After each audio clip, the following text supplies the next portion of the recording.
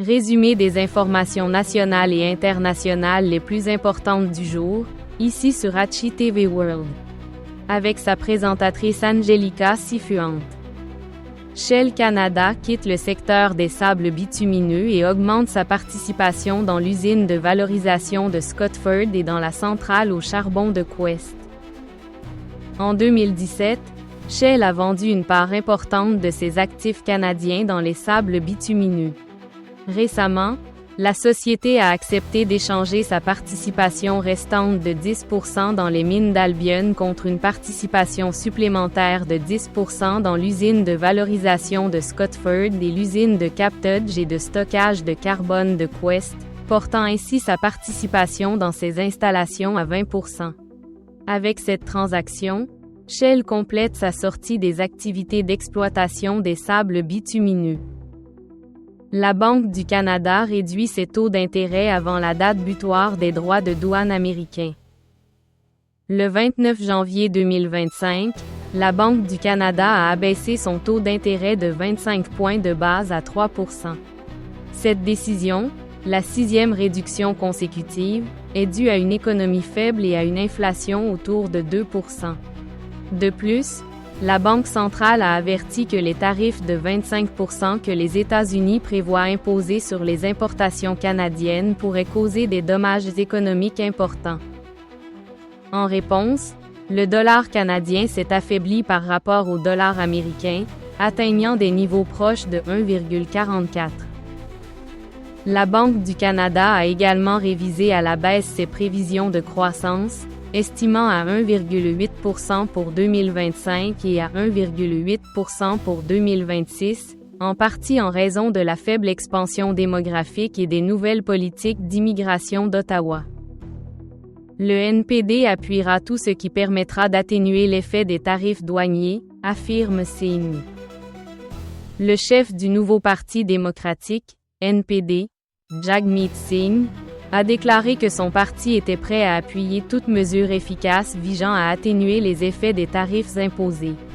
Cette position souligne l'engagement du NPD à protéger les intérêts économiques du Canada et de ses citoyens face aux tensions commerciales internationales. Singh a souligné l'importance de mettre en œuvre des stratégies pour contrer l'impact négatif de ces tarifs sur l'économie canadienne, en particulier dans des secteurs clés comme la fabrication et l'agriculture. Les menaces de tarifs douaniers de Trump créent beaucoup de brouillard pour les petites entreprises canadiennes. Les récentes menaces du président Donald Trump d'imposer des droits de douane de 25% sur les importations en provenance du Canada créent une incertitude considérable chez les petites entreprises canadiennes. Ces mesures pourraient forcer bon nombre d'entre elles à augmenter leurs prix pour compenser les coûts supplémentaires, ce qui affecterait à la fois les entreprises et les consommateurs. Les prix des œufs montent en flèche aux États-Unis. Qu'est-ce qui maintient les prix canadiens stables? Alors que les prix des œufs ont connu des hausses importantes aux États-Unis en raison de facteurs tels que la grippe aviaire et l'inflation, les prix au Canada sont demeurés plus stables. Cette stabilité est en grande partie due au système de gestion de l'offre mis en place au pays.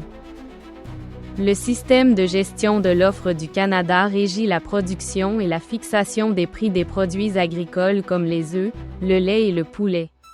Cette approche vise à protéger le marché intérieur et à garantir aux consommateurs un approvisionnement constant de produits à des prix stables.